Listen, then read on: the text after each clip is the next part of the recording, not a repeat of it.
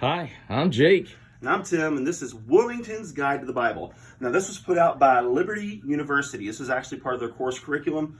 And let's take a look and dive into this thing. There is no gilding. It is pretty nicely bound, although it looks like I see some issues right there with the, what is this thing called? That's going to be the headband. Yeah, the headband. Well, it's kind of okay. Well, that's going to happen when you have a big, heavy book that you set upright. So if you're not laying it flat like this and you keep it on your shelf like this, which is what I do. Yeah, that's exactly what's going to happen to a big book like that. Well, anyhow, I am a little disappointed there is no gilding. I mean, you make a big, beautiful, nice book like this. 'Cause this is a sharp-looking book. Yeah. Got nice gold binding on the edge there, but I just think a little gilding, even if it was just on the front right here, even just on the top and bottom like some, that would be nice. But as we dive in, it becomes very clear what this thing is meant to be. It's put out by Tyndale Publishers, and then it gets really weird small font there for the dedication, but don't you worry. This is really cool. It has the arrangement of the books of the Bible. Kind of shows you how and why they're set up canonically. And a little introduction on why the child of God should study the Word of God. So again, this is an aid to the Bible. This is not the Bible. It does not contain any verses in it. There is, well, it contains verses in the sense they're being quoted, but it's not meant to be a Bible. It is a guide to the Bible. This thing is beefy. It handles a lot of information. It gives you different methods that you can read. The chronological method, which we talked about in a previous video. It gives the different stages of the Bible, the creation stage, the patriarchal stage, all the way to the epistle stage. And then it breaks them down. Now, there's a lot of interesting stuff in here. I'm familiar enough with this because I've used it as a resource a few times, but I have never actually just took this thing and I'm going to read it cover to cover, because that is not why this bad boy exists. There may be some people that would do that, like if you're in a class or something where you have to read it cover to cover. This is one of those books where I'm in a jam. I'm not exactly sure what to do. So now they go by the 4 C's model. Creation, corruption, condemnation, and confusion. You'll see something similar, not exactly the same to this, in the Creation Museum, to where the whole point is just basically that the world is kind of descending into this chaotic pool of needing redemption. And 3 heavens of creation. Paul says he went up to the 3rd heaven, so then we know that there are at least 3, because you can't have a 3rd without a 2nd. The backdrop of the days of creation. There's several different types of views of creation. Some of them believe in the day-age theory. Some of them believe in the literal 7-day theory. Some people believe in the framework theory, where God formed things the first few days and he filled them the last few days. There's all kinds of weird ways people try to explain the creation, because the earth seems to be billions of years old, and boy, I'd love to get into that topic and give you my opinion there. Here is a wild one here. So these are the days of creation. But this is the gap theory. And we reviewed a book, or a Bible, called the Dake's Annotated Reference Bible. Thank you. And he's a big advocate of the gap theory, and that is that God created stuff in the beginning, and then things went terribly wrong. He had to flood it and start over, and that's where this big gap happens. It explains supposedly the age of the earth and all these different things. 5-fold judgment upon sin, 7 facts about Adam. Obviously, we're not going to be able to dive much into this book. I'm just wanting to kind of give you a quick overview. So it gives you... So it looks like everything that we've hit so far is in what they're calling the creation stage. Yes, this book is thorough. Very thorough. And if you keep going... So does it go in chunks? Because right now I see questions about Genesis. Yes, now we're in the patriarchal stage. So every stage is broken down, what happened. And it's kind of in order the way that the Bible is written. And it's, for example, it talks about why did Joseph have to go through his trials. And it gives their opinion on those things. Yeah, he went through it. Yeah, the Exodus stage. So let's kind of get out of the Judges stage.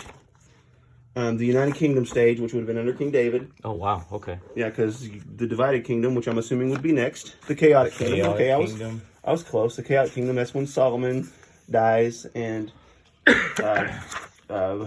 Jeroboam Jeroboam, Rehoboam, took over. and they almost immediately split Israel and and then Jeroboam goes and makes the false temple in Bethel, and it's a hot mess after that. Jonah.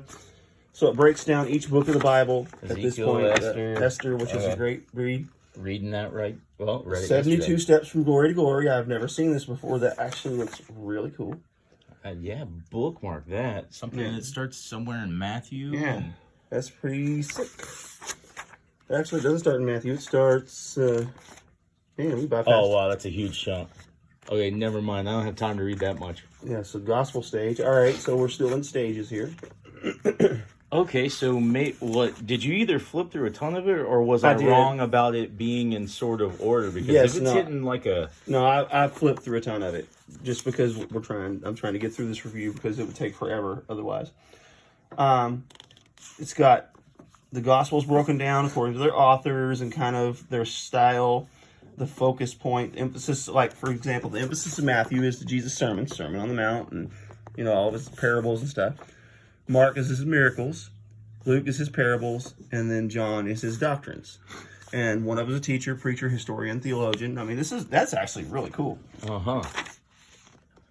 Focus on the story of John the Baptist. So let's keep moving here. We're in the letters, rapture. Woo, boy, that's a topic for the ages there. That controversy. Yeah, do we just poof? Do we leave our clothes behind?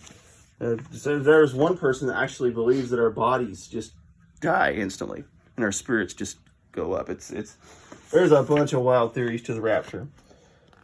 First Peter, I'd love to get into. Oh wow! So Revelation, fifth divine punishment, the Lamb destroyed. So I think this is the 5 bowls of God's wrath, maybe, and it tells where it's going to be. And then we're done with the actual Bible breakdowns, and now we're into theology and doctrine and Okay, so that was what was throwing me off with the size of the book and where doctrine of the Holy get Spirit.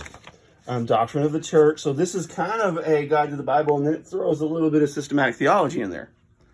So that's actually, see, I've never been this deep into it. This is pretty slick, to be honest. So you get a twofer here. You get your guide to the Bible, and then you get a little teaching in a systematic way. Doctrine of salvation, which is a big issue. What happens first, regeneration or conversion? People have very different opinions. I happen to believe that conversion comes first. I do believe that we make a decision for Jesus. I think it does require our choice. So I'm not Calvinist at all, but I'm also not Arminian. Figure that one out. What am I? I don't know. Doctrine of angels. That could be really interesting. The nature of angels. Like I said, I've only been basically primarily in the Old Testament because that's normally where I get stuck. I've never read any of the New Testament stuff, and I've never even ventured to this part of this book before. So, the doctrine of the Bible, the doctrine of prophecy. Ooh-wee, that's another hot one there. Are there modern day prophets? Can everyone prophesy? Can anyone prophesy? When Paul said, I desire that you would go after the spiritual gifts, but especially that you would prophesy. What? Does that mean everyone? Another topic for another day, but controversy. Yeah. Topical summary of the Bible. So, topical. That's Ooh, that's what I like. Eisegesis. No, I like the topics. Oh my goodness. I like the topics. Man, put in your opinion right here. The historical study summaries. This is a bad boy, is what this is. And it would make a wonderful addition to anyone's library. Wilmington's Guide to the Bible. This looks like some sort of an index. Okay, yeah, this makes 0 sense. Let's go back and find what this is. Yeah.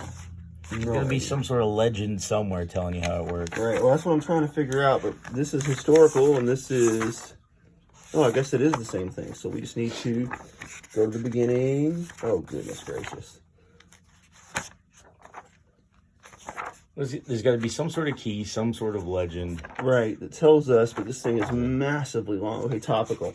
Okay, it looks like they're all broken down by numbers and categories, so there will be some way to tell where you are. Right. Okay, historical summaries. Let's see here. Okay, it looks like it's broken down into like outlines.